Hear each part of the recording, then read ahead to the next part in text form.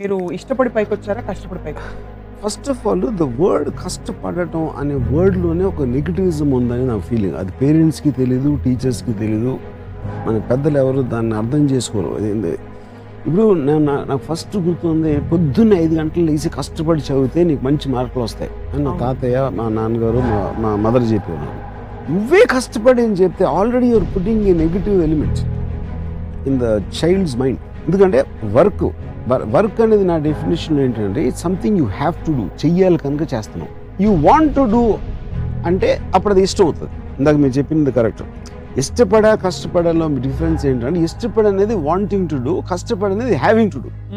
నువ్వు చేస్తేరా, నువ్వు బాగా కష్టపడి చదువుకుంటే నీకు సినిమా చూపిస్తానే అంటే సినిమా అనేది ప్లెజరబుల్ ఎలిమెంట్, చదవటం అనేది ఒక నెగిటివ్ ఎలిమెంట్ అనేది మీరే ఫస్ట్ పెట్టేస్తున్నారు మైండ్లో. వాడు ఒక పిల్లోడి మైండ్లో first right from the time he's become conscious as a kid are what ever it is. So అప్పుడు అక్కడ ఏంటి 2 points. అక్కడ ప్రోగ్రెస్ ఆఫ్ హ్యుమానిటీ ఎప్పుడూ కూడా మీరు ఎంత తక్కువ కష్టపడాలి అనే దాంట్లోంచి మీకు ప్రోగ్రెస్ ఉండదు. ఇప్పుడు మనం గొడ్డులాగా చాకరీ చేసేస్తే ఏదో మెషిన్ కనిపెట్టాం ఆలోచించి. అవును.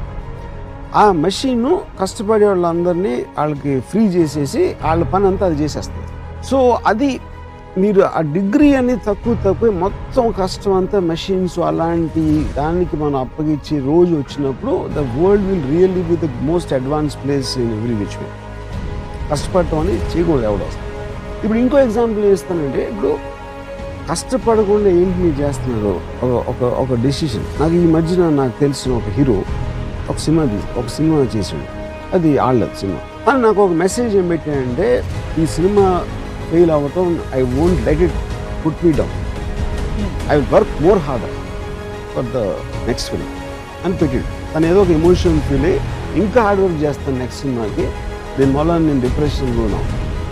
నేను తనకు ఫోన్ చేసి చెప్పాను, అంటే ఇంకా హార్డ్ వర్క్ అంటే ఈ సినిమాకి 8 గంటలు వేస్తే దాన్ని 4 గంటలు వేస్తావా, లేకపోతే నీకు ఇందులో నీకు 5 ప్యాక్లు ఉంటే 7 ప్యాక్లు ట్రై చేస్తావు, ఇంకో గంట సేపు ఎక్కువ జిమ్ ఎక్సర్సైజ్ చేసి వాట్ యూ మీన్ కష్టపడలేదు. దాంట్లో నువ్వు ఒక డెసిషన్ తీసుకున్నావు, ఒక సినిమా చేయడానికి ఒక డైరెక్టర్ మీద డెసిషన్ తీసుకున్నావు, ఈ సీన్ ఎట్లా చేయాలని కొన్ని నిర్ణయాలు తీసుకున్నావు. ఆ నిర్ణయాలు తప్పని, ఆ నిర్ణయాలకి కష్టానికి ఏంటి అసలు ఈజ్ అబౌట్ డెసిషన్స్. ఇప్పుడు మన శివాలో సాంగ్ ఉంది, ఎక్కలు గెలవలు లక్కుతోటి లక్షలలో మునిగిపోయి. అంటే ఇదేంటి, కష్టపడి చదివే వాళ్ళందరూ కూడా ఎవరో వాళ్ళ దగ్గర పని చేస్తారు. సో ఇప్పుడు మన పని అనేది డిపెండ్ చేయాలి. ఇప్పుడు ముఖేష్ అంబానీ పని చేస్తాడా, ఇప్పుడు చేస్తాడు. అప్పుడు మీరు పని ఇప్పుడు ముఖేష్ అంబానీ కూర్చుని ఇది ఉంది ఇది ఇక్కడ డైవర్ట్ చేయండి, లేకపోతే ఫలానా ఎనర్జీకి మనకు మంచిగా ఉంటుంది, దానికి కొంతమంది అప్పుడు ఆ కష్టం ఎక్కువ, గుడ్డలా కష్టపడటం ఎక్కువ. సో అది డిఫరెన్స్. కానీ మనకేంటి, మన చిన్నప్పటి నుంచి మన పేరెంట్స్ అందరూ గుడ్డలా కష్టపడటం నేర్పిస్తారు. They will not let us think that is the fundamental problem. Smart work and hard work. Yeah, I mean అది వర్క్ అవ్వదు. ఇప్పుడు ఆయన ఎంజాయ్ చేస్తాడు, Mukesh Ambani will enjoy doing it. తన స్ట్రెస్ ఫీల్ అవడు, ఎందుకంటే is making things grow.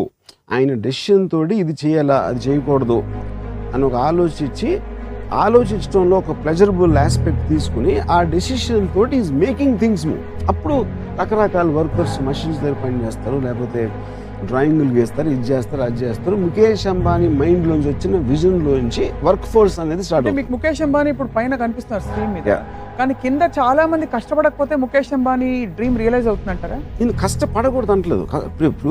Point is not about, అంటే మీది అది మైండ్ సెట్ నేను చెప్పేది. కష్టం ఇప్పుడు ఫర్ ఎగ్జాంపుల్ ఇప్పుడు మా మదర్ కానీ మా గ్రాండ్ ఫాదర్ కానీ చదువుకోవటం అనేది ఒక ప్లెజరబుల్ థింగ్ లాగా నాకు చెప్పాను అనుకోండి, కష్టం అనే మాట తీసేసి.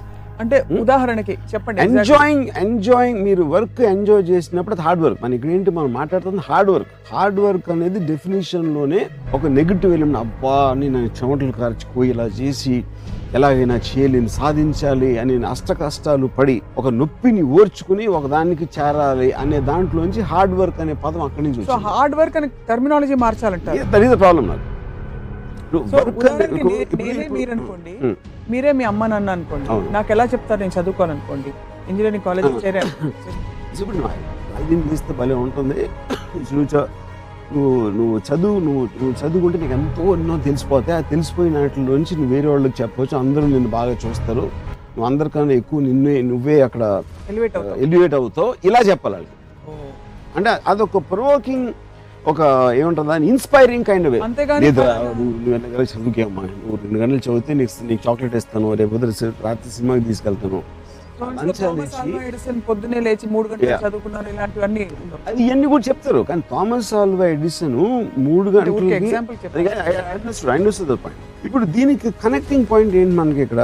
ఇప్పుడు నేను కాలేజీలో కానీ స్కూల్లో కానీ చదువుకున్నప్పుడు ఎంతసేపు మార్కులు తెచ్చుకో, కష్టపడి చదివితే నీకు 70%, 80% ఆ టైంలో ఏది ఎక్కువ వస్తే నీకు నెక్స్ట్ సీట్ వస్తుంది, లేకపోతే ఉద్యోగం వస్తుంది, ఇలాంటివి. అప్పుడు ఏంటి నా మైండ్స్లో ఏంటి, నేను కష్టపడటం నాకు ఇష్టం లేదు. ఎందుకంటే ఆల్రెడీ నాకు ఒక నెగిటివ్ ఆస్పెక్ట్ వచ్చేసింది కష్టం. నాకు పాజిటివ్ ఆస్పెక్ట్ ఏంటి, నాకు సినిమా డైవర్షన్ ఉంది, ఏదో నవల్ చదవాలి, లేకపోతే ఎక్కడో తిరగాలి, ఇలాంటి డైవర్షన్స్ ఉన్నాయి. కాబట్టి కష్టపడితే కానీ చదువుకోవడానికి ఛాన్స్. అప్పుడు నేను కాపీ కొట్టడం అలవాటు చేసుకున్నాను. కష్టాన్ని తప్పించుకోవడానికి అదొక మెథడ్ అవుతుంది. కాపీ కొట్టడం కరెక్ట్ అంటారా?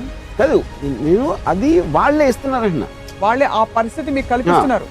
ఆ పరిస్థితి నాకు కల్పిస్తున్నారు, అలా ఆలోచించేటట్టు చేస్తున్నారు. అప్పుడు దాని బదులు ఇప్పుడు బై హార్ట్ అనేది ఎక్కడి నుంచి వచ్చింది? గబగబగా నేను కష్టపడి దాన్ని 10 సార్లు బట్టి కొట్టేసి ఎగ్జామ్ రాశాను.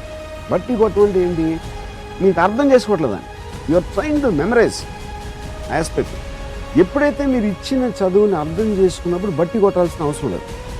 బట్టి అనేది కష్టం, అది కొట్టేసి గబుక్కుని రాసేసి ఆ రోజు ఎంతో మార్కులు వచ్చేసి నెక్స్ట్ క్లాస్కి వెళ్ళిపోయాయి. దీని బదులు అసలు చదువు అనేది మార్కుల కోసం కాదు. చదువు అంటే ఎడ్యుకేషన్ అనే దాని meaning you to be educated. ఎందుకంటే నువ్వు మామూలుగా ఏమీ తెలియకుండా పుట్టి నీకు ఎంత నాలెడ్జ్ రావాలి, ఇంత ఇంటెలిజెన్స్, అనలిటికల్ పవర్ రావాలి అనేది ఉద్దేశం. కానీ మార్కులు అనేది సైడ్ ఎఫెక్ట్ అని చెప్పాలి పేరెంట్స్. అలా చెప్పకుండా పైగా నెత్తిని రుద్దుతారు 94.5. మార్కులు చెప్పి నువ్వు అంత కష్టపడిపోతే మార్కులు రావని కష్టానికి దాని మెజర్మెంట్ మార్కులు చెప్తారు. So that is when you are first of all you putting a pressure. Already నువ్వు చాలా కష్టపడాలి. అంటే ఇందాక నుంచి మనం మాట్లాడుతున్నది in the context of student life మాట్లాడుతున్నాం ఎక్కువ. ఎందుకంటే మనకి ప్రోగ్రామింగ్ అక్కడే స్టార్ట్ అవుతుంది కదా. మనకి టోటల్గా ఫస్ట్ టైం కష్టం అనే వర్డ్ మనం చిన్నప్పుడే వింటాం.